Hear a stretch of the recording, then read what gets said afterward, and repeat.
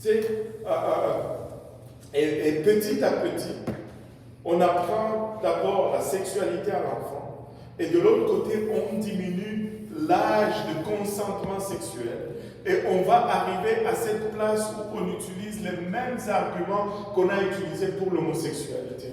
Si deux personnes s'aiment, ben, il n'y a pas de problème. On va vous dire que si un enfant aime un adulte, on doit le laisser consommer cet amour. Et c'est là où nous sommes en train d'aller, et ça ne sera même pas, ça sera une surprise pour ceux qui n'observent pas la société. Mais si tu es un observateur de la société, ben, ça ne sera pas une surprise pour toi. Et Sodome était complètement dépravé, et nous sommes en route vers cette même destinée. Vous savez, un autre élément qui nous indique que nous sommes vraiment en train, nous sommes à la fin, nous sommes proches du jugement de Dieu. Je ne veux pas vous faire peur, mais je veux plutôt vous encourager. Amen. Je veux vous encourager. Alléluia. Laissez-moi vous dire ceci. Quand tu étudies la parole de Dieu, tu vas remarquer que Dieu va être patient avec l'homme. Mais lorsque l'homme commence à altérer le mariage, lorsque l'homme commence à jouer avec le genre ou la nature, Dieu frappe. Et nous sommes à ce point-là où l'homme commence, on te dit aujourd'hui, ben, tu peux être un homme biologiquement, mais tu dis que tu es une femme.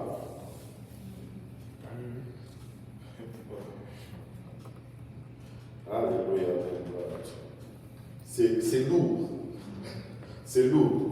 Mais nous sommes rendus à ce point-là où il faut s'attendre à n'importe quel moment au jugement de Dieu. Nous sommes à la fin. S'il y a un temps où nous devons nous consacrer, c'est maintenant. S'il y a un temps où nous devons servir Dieu, c'est maintenant. S'il y a un temps où nous devons marcher droit, c'est maintenant. Ce n'est pas, il ne faut pas remettre ta consécration à demain. Maintenant, nous étions arrivés à cette place où ces gens sont venus. Ils ont pressé la maison de Lot. Nous étions dans Genèse 19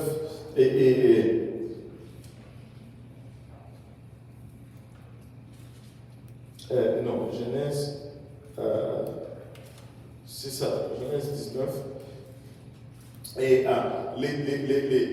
les gens ont commencé Lot est sorti pour calmer la foule, leur suggérant de donner ses propres filles. Mais les gens n'ont rien voulu savoir. Cela n'était pas assez mauvais pour eux. Ils devaient aller à la chose la plus pire. C'est comme un drogué qui commence avec des simples drogues douces, mais après, il a toujours besoin de sensations fortes. Et ils ont rejeté l'offre de Lot. Et ils ont voulu seulement les hommes qui étaient dans la maison. Les anges ont tiré Lot et ils ont frappé d'aveuglement mais on peut les lire. Genèse chapitre 19, à partir du verset 6. Lot sortit vers eux à l'entrée de la maison et ferma la porte derrière lui. Et il dit, mes frères, je vous prie, ne faites pas le mal. Voici, j'ai deux filles qui n'ont point connu d'homme. Je vous les amènerai dehors et vous leur ferez ce qui vous plaira. Seulement, ne faites rien à ces hommes puisqu'ils sont venus à l'ombre de mon toit. Ils dirent, retire-toi. Ils dirent encore, celui-ci est venu comme étranger et il veut faire le juge. Eh bien, nous ne ferons pire qu'à eux. Et pressant Lot avec violence, ils s'avancèrent pour briser la porte. Les hommes étendèrent la main, firent entrer Lot vers eux dans la maison et fermèrent la porte. Et ils frappèrent d'aveuglement les gens qui étaient à l'entrée de la maison, depuis le plus petit jusqu'au plus grand, de sorte qu'ils se donnèrent une peine inutile pour toucher la porte. C'est là où on s'était arrêté, je pense, la fois dernière, où on a commencé à regarder comment ces gens étaient tellement pervertis, tellement dépravés, que même la peur de l'aveuglement n'était pas suffisante pour les faire reculer. Ils voulaient juste la satisfaction de leur convoitise charnelle. Et ils étaient à cette place où, vous savez, tu veux attaquer quelqu'un. Quelqu'un fait, je ne sais pas moi, un geste, et puis tu deviens aveugle. Mais malgré cela, tu essaies quand même. Tu sais, c'est le temps de fuir. Ou ben, tu ne veux même pas fuir parce que si tu fuis, tu restes aveugle. Tu te mets à genoux, tu commences à supplier, n'est-ce pas? Pardon, pardon. Non, ce n'était pas le cas. Il cherchait encore la porte pour essayer de se saisir de ces gens et de commettre leur abomination. La crainte de celui qui rend aveugle n'était pas suffisante pour calmer ces désirs, cette convoitise qui était en lui.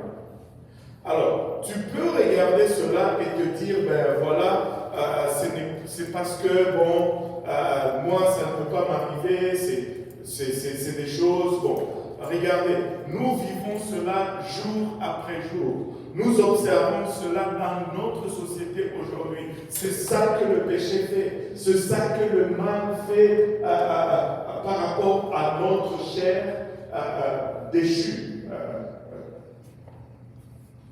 L'exemple, c'est la cigarette. Sur les paquets de cigarettes, on met des images des poumons, d'œsophage. Mais malgré cela, on va continuer quand même à fumer, même si on sait que ça va nous tuer, ça nous détruit. Parce qu'il y a un désir, et à cause de la faiblesse de la chair, on n'arrive pas à vaincre ce désir.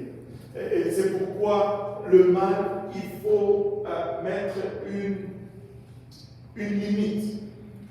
Amen. Ne t'engage pas parce que tu n'es pas sûr que tu vas avoir la force d'en sortir.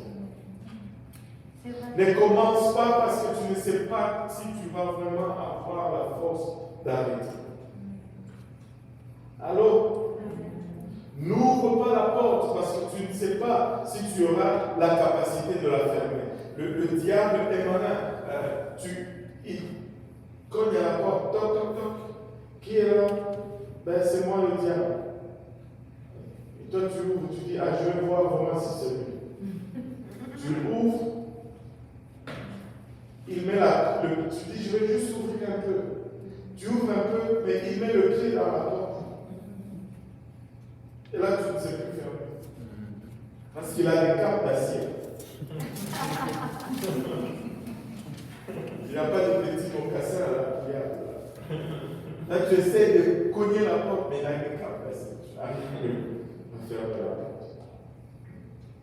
Tu sais, des fois, même si je me rappellerai toujours de cette parole d'une sœur qui venait ici à l'église, elle sert le Seigneur, elle n'habite plus en ville.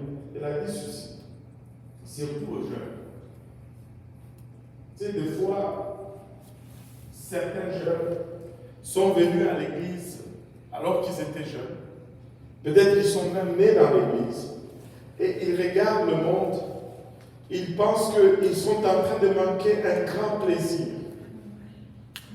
Ça, c'est le plus gros mensonge du diable. Ça, c'est comme... je ne sais pas si vous connaissez un peu. Là, j'embarque sur deux histoires. Bon, permettez-moi, c'est ma pensée, là, des fois. Ma pensée court à gauche et à droite. Juste permettez-moi. Vous savez, avez-vous déjà entendu cette blague? Que deux personnes qui meurent et on leur dit, bon, vous êtes sur limite. On va vous faire visiter l'enfer, puis on va vous faire visiter le ciel, et puis vous allez choisir.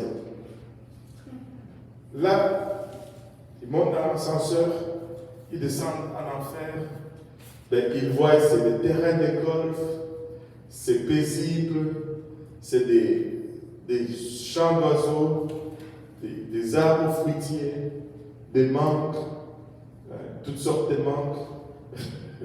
Et il dit, ok. Il remonte l'ascenseur pour aller au ciel. Il voit des nuages et c'était plate. Il dit, on va s'ennuyer ici. Donc nous, on choisit l'enfer. Et puis, là, quand ils descendent, les portes de l'ascenseur s'ouvrent comme ça. Il voit des flammes, des gens qui pleurent. Il dit, mais non. Nous, c'est pas ça qu'on voulait. Il dit, mais c'est vous avez choisi. Il dit, mais quand on est venu, c'est pas ça que vous nous avez montré. Il dit, mais là, vous étiez comme touriste, mais maintenant, vous venez comme pour habiter. C'est différent. Quand tu viens comme touriste, c'est différent. Mais quand tu viens pour vivre, c'est différent. Pour tous les immigrants qui sont venus d'ailleurs, quand on montrait le Canada chez nous, là, c'était pas comme ça. Je n'ai jamais vu des photos de manufactures quand j'étais chez nous. C'était tout le temps des photos dans des fêtes avec beaucoup de nourriture sur la table. Je dis, j'achète le billet. J'arrive ici, manufacture. Même la neige sur les photos, c'était beau. Anyway.